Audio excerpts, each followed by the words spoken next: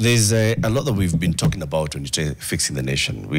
It always comes down to leadership. Leadership, do we have proper leadership at the county level? Do we have proper leadership at the community level? Leadership at, the national level, whether it's at the National Assembly, the Senate, whether it's in the national executive, the county executives, it all comes back to leadership. And I remember when we gave the mic to Tatiana Gashero a couple of weeks back, and where she was saying, we need to have another framework that just makes sure that we vet the people who are going into the election and how much they're spending, because they are going and corrupting the entire system. She said our big problem stems from leadership. Right. So it's like all of us, we seem to agree. Yesterday, Joachim Simiyu was here and he said, you know what, leadership. We need to have proper civic education going all the way to all communities across the country and engaging on leadership. So let's ask ourselves then, what is this leadership that we talk about? When we say that we are addressing leadership, when we say, wamalize yu IBC haraka tuwaonyeshe. Right. Tuko ready, by the way. Tuko ready. Are we really ready? Are we ready if a general election were to be called today? A general election, all 6 seats in an election being vacant, do we have credible people that we know would like to elect, from MCA going all the way to the president? Okay, so let's now say it's not today. We know a general election is going to take place in 2027. We'll have somebody coming to tell us 2026. Okay, that's a whole another different conversation. But if an election takes place in 2027 as planned, are you ready to go into that booth and elect a good leader? Do you know what you're looking for? Are we having those conversations in our community? Like today, are we having conversations and saying, so-and-so has actually stood out for me, that they look like they understand our issues. And maybe we should even approach them and tell them, please, vie for a seat. Or are we waiting for the people who will come and start gauging them and saying, amelete ngapi, amekuja na sukari, anaongea juu akona gari gani? Is that what we're going to do like we've been doing in the previous elections? Are we ready for new leadership? That's the question today. Are we ready? Yeah, Mariam is like... No, I'm speaking to myself more than anyone else here. I deeply want to believe that we are, and I am choosing to believe that we are. Evidence might suggest different otherwise, but I really do want to believe that we are ready for good leadership. I think when we ask the question, first thing that comes to mind is, what is good leadership? What is a good leader? We've spoken about it on the show previously with our guests, and we've mapped out those qualities that make good leaders. We have a constitution that also gives us a framework for what good leadership looks like. We have the idea of ethics, integrity, all of those mashed up, and then we say, okay, if that's a good leader, then are we ready for that person?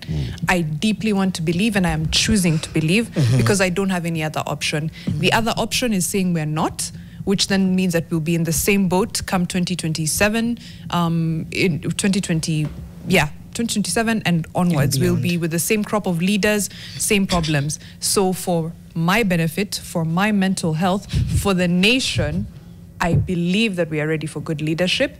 I think there's a lot of indicators that say that we are. The pushback that we've seen against bad governance in the last few years, for me, is incredibly encouraging. It's been sustained. It's been universal, and by universal I mean countrywide. It has not seen tribe. It has not seen age. It has not seen social class. It's just been, this is terrible leadership. We need to do better. This is against our will. We need to do better. I think that that for me is an indicator that we're ready for good leadership. There's a lot of kinks to be figured out, knots to be untied, but we are ready. I almost want to pick up from what Mariam said. Not only are we ready, I think we have them. I think we have these leaders, but I think... So we have them in the community. Do we have them identified? I think the leaders are literally right in front of us. I feel like we are holding back because of a trust deficit that we have. Even just looking at Mbogi for a start, and I was looking at these Avengers,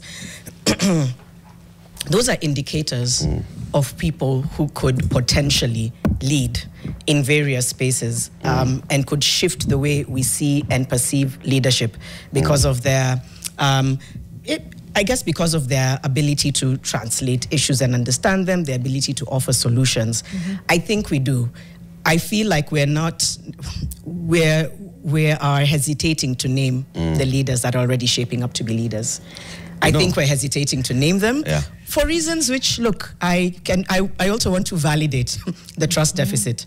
But I also want us to start looking at the characteristics, because nobody's perfect. And what is that yardstick of one sin that is better than the other? Of course, there are extremes. If you've broken the Constitution, if you've committed crimes, all of those, it's valid if somebody says, look, you're great, but your track record isn't really the best. But are we holding room and space to say, these people embody what we're looking for? I feel like we could rally behind them and push for them and make sure that they are part of the process, so that when we go to the ballot, their names are there. But we're holding back. We are holding back as society. We're holding back from naming and admitting that among us, we can already see people emerging. Right. And that's what I want to unpack, is why? Beyond validating the trust deficit, maybe we need to unpack why we're doing that. But I think we are, and we're very quick to throw a spanner in the works or character assassinate anytime a certain message is put, either it's the wrong comma, the wrong connotation or tone, and then immediately you reduce that person to, you're not even worth being A, B, C, D. But I think we do have them. I think we're ready, to Mariam's point, and I think we are already seeing potential leaders. I just think we're hesitating to name them. Yeah. So we're doing what we've been doing before. We've always had good leaders in our midst, okay? We've always been ready to have good leaders. In fact, if you look at the data from every general election, we vote out a majority. For example, in the National Assembly, people don't come back. In the county assemblies as well, people don't come back. In county executive roles, governors, many are not re-elected. It happens that we feel the disgruntlement with our leadership, and we feel that we are ready to have a new fresh crop of leaders. And we have those small conversations in our communities. What I feel, and I agree with both of you, is that what we don't do is we don't go the next step. The next step of deliberately identifying the new leader. Look at our current conversations today. Our current conversations is must go, fagia wote. Not who is coming. Not bring so-and-so. It is remove. Kenyans vote out leaders. Kenyans don't elect leaders. And that's our problem. Yeah, when you put it that way, and I think while people say that fagia water, and it's still, again, it's validating the frustration, but to your point, it's okay, then what next? People's names have also emerged beyond the Avengers that we've seen. That was just an example. But every time a name comes up, I feel, I could be wrong, it's always very quickly met with no, but. Okay, so then maybe then we go back to scratch, because what are our standards? What are our standards? It's okay. It's okay to have the no but, because that at least for me, that starts having a conversation. So we are having a debate. At least. I just want to bring, we're having a debate. At least, yeah. Which is what I want us to start having, those debates. Come and tell me, no, not Mariam. Because... Right? And then you'll tell me why not Mariam. And by you telling me why not Mariam, then we are identifying what you consider the characteristics that a leader should have that Mariam doesn't have. We may get to a point where we both agree. So these are the characteristics of a good leader. These are the characteristics of a bad leader. Then now we start arguing against this benchmark. Does Janet tick how many boxes does Janet tick? How many does Eric tick? How many does Mariam tick? So the one that gets more then becomes our next leader. So at least we have gone through a process of identifying a new leader.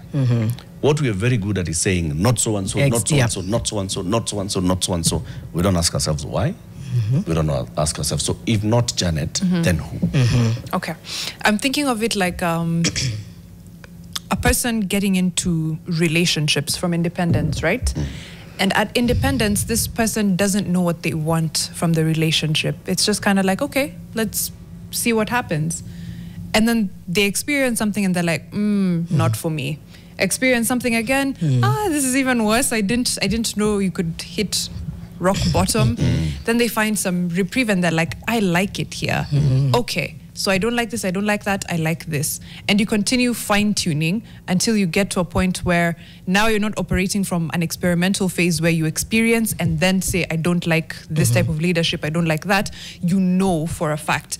I think we're at the age as a democracy where we've gotten to that point where we know what we want. We've seen what we'd like, we've seen what we don't like. We have felt extreme displeasure, we have felt satisfaction and growth trajectories and all those good things. So now we can work through. Now, translating that into a leader, I think now that's maybe the next step, because you're right, we don't think of who we want, we think of who we don't want to. It's like, okay, I don't like this person, so whoever is next best, whoever is the lesser evil on the ballot, I'll pick that option. Or whoever is from my community, whoever is my person, I'll pick that. So yes, translating what we don't want. We know governance. We know what we want for governance. Now translating that to a leader, that's where we have a bit of work to do, I think, genuinely. If you think about it. I really like how you've kind of the metaphor of a relationship. Now we're at the place where, like you're saying, you trust, you date, then you have that one relationship that's character development. It changes you. That. And that's where we're at right there. now. There's always that one that you're like, listen, I'm gonna just take my time now because I don't need to go back there. I'm dating me for a while. I'm dating me for a while. Kenya, by the way, we're dating us for a while. Well done. However, just as we still yearn that companionship. Right. So let's do that. Is it a speed dating kind of scenario with leaders? So we're looking now for a partner. We need to find the qualities of that partner. What do they do? How do they act? How do they speak? What's their track record? I think theoretically we have all those answers. And understanding that there's flaws. So my thing is, we are very good at magnifying the flaws. And again, it's valid. Some flaws are hard not to see. But I think we need to understand at this stage that nobody is going to come perfect.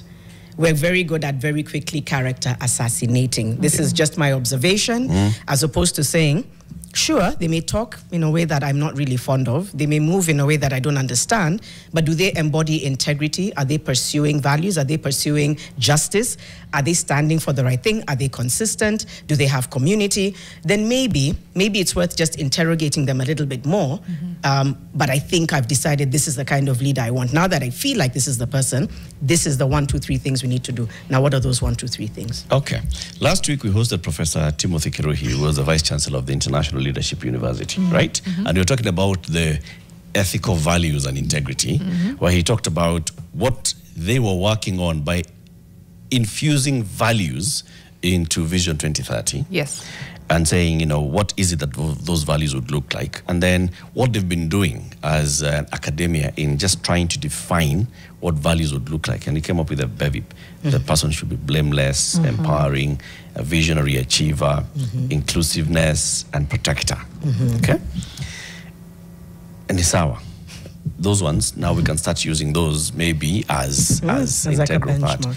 But as we go into this break, out of the break, I just want to throw in the question as well. Do we know what the job of that leader that we are looking for is? Tunatafuta mtu wa kufanya kazi gani? Do we know that job? Because yes, they may have all these qualities, but then you have the qualities, but you do not understand exactly what the job is. Yeah, you got a very good person. This is the quality and all, and you expect them to be driving the bus. But you've given them the job of being a conductor. That's a great point. And you're sitting back here and saying, boss, I am not behind the wheel. There's somebody else behind the wheel. The job that you gave me was kuchukua fare. Okay? Nimechukua fare. Mimi kazi yangu ni kuchukua fare. Do you know that kuna mtu wa kuchukua fare, kuna mtu wa kuendesha hiyo gari? Let's take a break at 8:30. We want to hear from you as well. You can call us in live, and that's the number on the screen, 0719. What's the other number? 038858. Yes. 0719 038858. Are we ready? Is Kenya ready for new leadership? What is it that we need to do to, get better leadership in this country? We'll be back shortly after the break. Okay, and please call us and let's have this conversation. Are we ready for better leadership in this country? What is it that we are doing every time we go into an election? more often than not, what we end up doing is we say, huyo hapana, huyo tunamtoa. But then ngoja election, huyo tunamtoa. Huyo tunamtoa. Do we talk about nani tunachagua?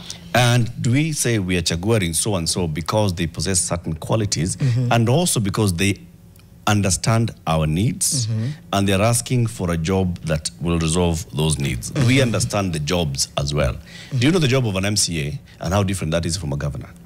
Or how different it is from a woman rep or from a senator or from a member of the National Assembly? How is that different from the president? Do we understand it ourselves? Yeah, and some people on YouTube are already contributing. Lenny says, Eric, we don't vote out leaders, but political crooks. Unfortunately, we elect supposedly to be leaders, those that are elected to supposedly be leaders. Right. Juma says, the test for good leader is the constitution, someone who passes the constitutional test and threshold for, then he's put in caps, integrity, set in chapter 6. Smallest ever, Lenny sure, and the debate should be centered on finding someone fit to hold the powerful position in the country. Anyone who wants to hold that position should be present for vetting. As I said, I think they're there. I think they're there. I think the question is, why are we not admitting to saying, I feel like we've identified people, why don't we decide to rally around them, especially if they've said and expressed interest in vying for certain seats. If they say, I think I could do this, and we're sitting here saying, okay, by all intents and purposes, this person has integrity. They may not have the best, resources. They may not have 1, 2, 3, but. So what is that but? How are we measuring who we want to rally behind? Right. I think, so that we now begin to have tangible results. Sorry to interrupt. Yes. I was just thinking, the but is because the goalpost shifts for different people, and that's a really big part of the problem. If you're a member of the political class, you could have cases against you for corruption, could be murder, could be rape, and those are, I'm not using my imagination, those are facts. True story. You could have all of those and still be voted in. The threshold, the bar seems to be down here.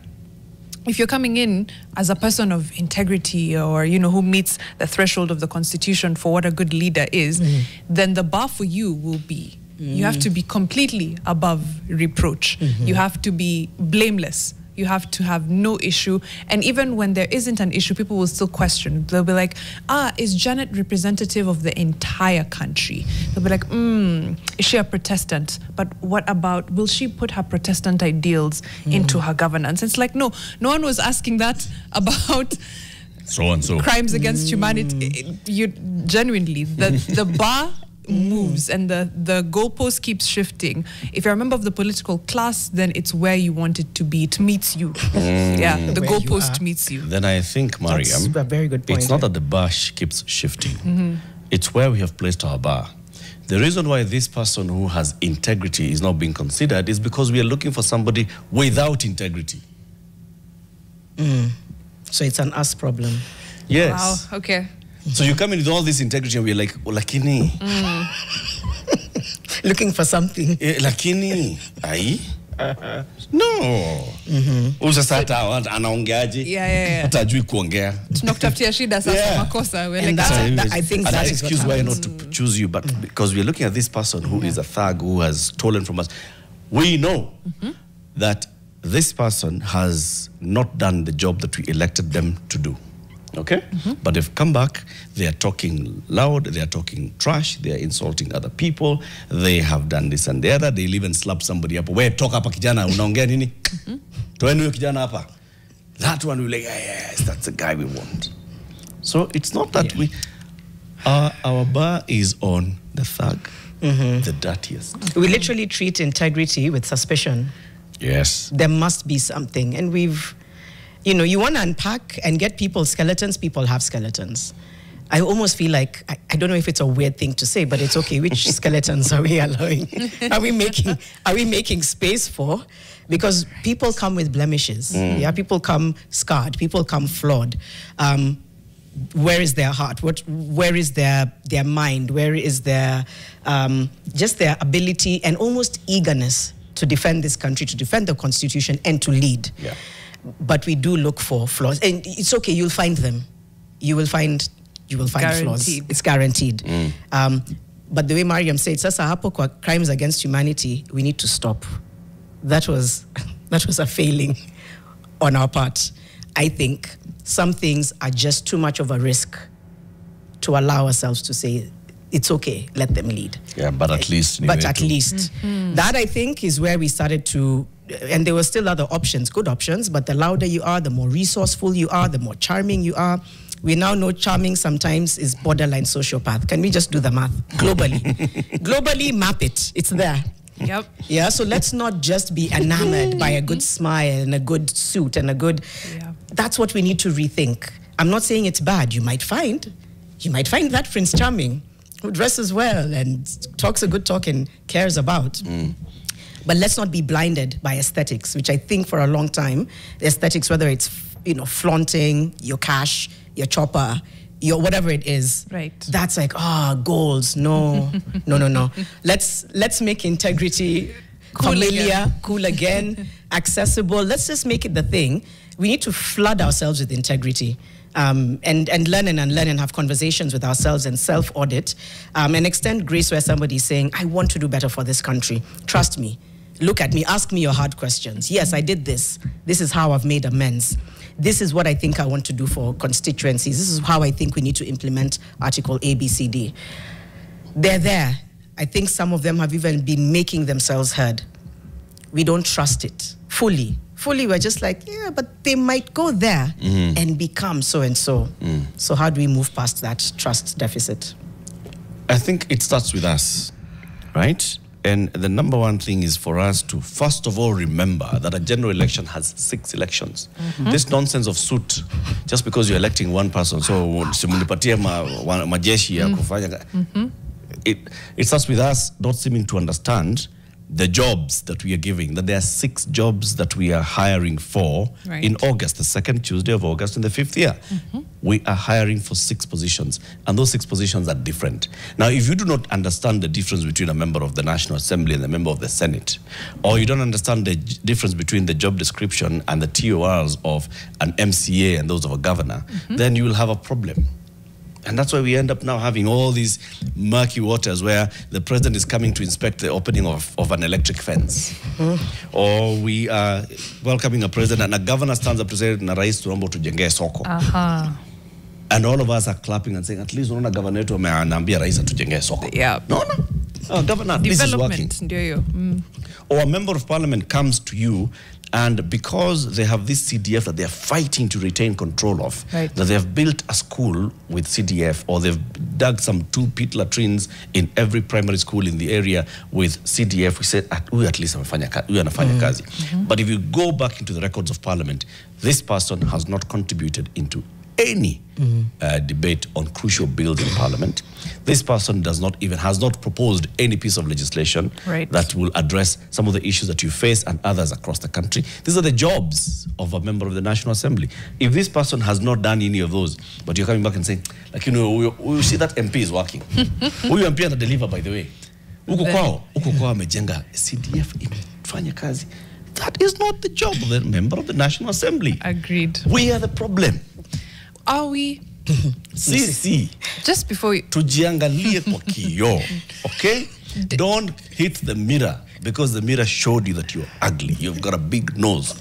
Eric, were we sufficiently taught what each member of, what each one of those 6 people... Yes. By who? Was there genuine, like, civic education when the new constitution was promulgated, that there's going to be a president, he's going to have a deputy, there's going to be governors, there's going to be MCAs, there's going to be women reps, there's going to be MPs. Let's have Alex from Kakamega contribute. Fair question. Eric is like, Alex is very yes. Alex from Kakamega, I hope unatupata. You can contribute to the discussion. I'm Alex Kamasi from Kakamega. Do we have Alex? I'm actually Alex Kamasi from Kakamega. Yes. I'm actually a current former MCA, 2013-2017 nominated. All right.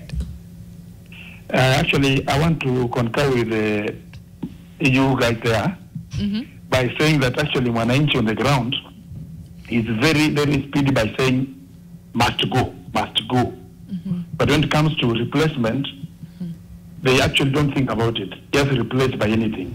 Okay. For example, in Western here, there is a challenge whereby most of the people who got elected are those people who wametoa kitu kidogo. If you don't have the kitu kidogo, people will not vote you. So we vote people by these leaders by actually kupanga laini. Then the one with the highest amount is the one who's going to be voted in. Alex. At the end of that, yes. How do we fix it? Now, the problem is that if you want to fix it, we have to go back to the same people, common people, and tell them, after these guys getting this seat from bribing you people, they don't care about the development, they don't care about your concerns. They actually start getting back the money that they gave you, so that they recover the money first. Now, we should actually tell the wananchi kwamba, vote people who have integrity. People think about you people who don't have bad manners, who are not corrupt, so that we can get the correct people. Like for example, right now, in Kakamega County, we have a budget, the budget of 17 billion. Out of the 17 billion, imagine our MCAs have passed 70% of that budget as recurrent. 30% only goes to development. Look at that one. Instead of the vice versa, whereby maendeleo mingi than kukula pesa wingi. We have a problem, and our people must be enlightened and be told kwamba we have to change this trend. If we don't change this trend, then there's nothing we are doing. Thank you so much, Alex. We'll definitely have you on the line. I know there's more callers, and we want to hear from, sorry, for someone from Bungoma. Let me get the name right. Anna Steele. All right, let's hear from Anna Steele. Good morning. Good morning, Anna Steele. All right. All right, no problem. But he does bring about something that we've talked about before. The fact that even when he talks about like the Kakamega County budget, and he says, you know what, 70% is going to recurrent expenditure. I know some people will say, what is a recurrent expenditure? Some of it could be developmental, all of that. But it's something that we've spoken about over and over again. Those people are making choices for you, but there are people you put there. So how do you hold them accountable? Anna Steele is back on the line. Let's hear from them before we get on with the conversation. Anna Steele, good morning. Good morning. Karibu sana. Where are you calling us from, and what's your contribution to our conversation today? I'm calling from Bungoma County, County. And I think my main issue on leadership is that we have the leaders, and we have also those people who criticize those leaders and point out their mistakes. But now the leaders are getting more harsh when they are told of what they are not doing, but they want to be told of what they are doing, of which what they are doing is just their responsibility. So our point as the people or as the criticizers of those people in government, we are just there to tell them of what they are not doing, which is part of their responsibility. Okay. And then another thing on these leaders in government, they want to get all the appreciation and everything they do, of which other things they are just doing, it's just their duty to do, but they want the appreciation on top of it. For the same way, when we look at this fundraising churches of the president. Yeah. Right. If you look at this fundraising the president is doing, if you take a key note on these fundraisers, the president is targeting on these small churches, these petty churches that are not well managed, or they are not well recognized in the society. You will not hear the president going into Catholic, into these Anglican churches, the French churches. You just hear of a certain name that originated from nowhere that the president is giving out 10 or 30 million. And still, you know, we have this, let me just use, for lack of a better word, obsession with the presidency. Yeah. And so we focus all our attention on the presidency, and we forget that we have leaders who are at our local level. I don't hear many people contributing and talking. Alex, at least, the former MCA, and he was talking about at that local level. At the local level, how do you engage on electing a leader, the MCA, the governor, the member of the National Assembly? Thank you. Good question. On these local leaders, It's just that we the Kenyan people are being fooled by petty cash and petty. You'll just find you people gathering, then you're given like maybe 1,000. Then you are blindfolded with that shilling.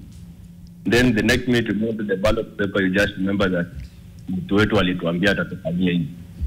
After the mtu wetu is in the position, right, he forgets about what he did.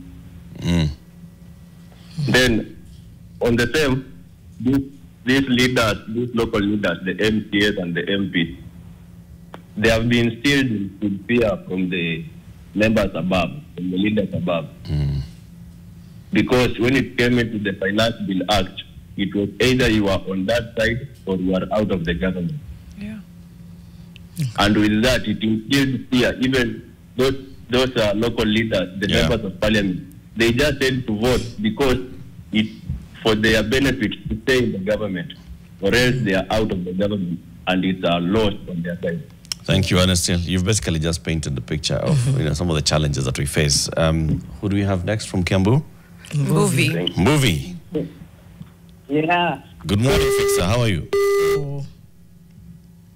I think his call dropped, but we'll get him back in just a minute. I just wanted to look at some of the feedback, especially on our YouTube, as far as this convoy is concerned, before we get Mbuvi back on the line. Kuna mtu anasema leadership is about service. We need to stop voting based on tribe, handouts and empty promises. The cycle of poor leadership will continue. The change starts with us, the voters, demanding better. Absolutely true. Phil, is Mbuvi still on the line so we can hear from him? Okay. Good morning, Mbuvi. Hey, yeah, how are you? Very, very well. What's your contribution to our leadership debate, Hapa? Good morning. Morning. Mbuvi, please switch off your TV. Turn off the TV. Sorry, we can't hear you very well. If you could turn down the volume on your TV or radio. Okay, I'm doing that now. I'm turning the volume down. Okay. Fantastic. Now we can hear you. The reason I called is when I see that if he's too late, I pay attention because you don't think about the bush. So I want to contribute on fixing the nation. I have had a few things. Actually, a few gave me the what to contribute when he said that sisi ndio wenye makosa. Sisi ndio wenye makosa. We are the ones who you elect somebody who is like you, who would help you achieve what you want.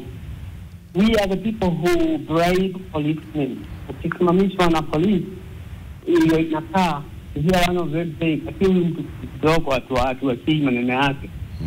It is our way. So we shouldn't blame the leader that we elect because we are a reflection of us. And another thing is that I keep hearing people saying, be like US, be like that, and they actually don't know US. I was a little bit about myself. I just came back about 5 years ago after 20 years in the US. And I really hated that place because I don't even want to be called by a Christian name because we are much better. We are much better people than them. Okay. We say democracy, and it is only so. We have abolished mambo ya Mungu kwa kanisa. Moving. So my point. I think you can't hear us, but we just got to cut you out there so that we can continue the conversation. We're coming towards the close of this. Thank you, Mbuvi, Ernestil, Alex, and everybody else who's calling and, saying, well, we've got to start this conversation and keep having them and asking ourselves, how do we vote better? Right. How do we elect better? How do we fix our leadership issues? Where do we begin? I say we begin with we, the voters. Right. And you're saying, what we taught? Yeah, I'll be honest. Do we know what each representative, elected representative does so that we know what we can hold them to account for and what they should be doing when they're in power or in office? But to answer your question, for me, the fix starts there from civic education. Fix number 2 is the money. The money. Because money talks here, unfortunately.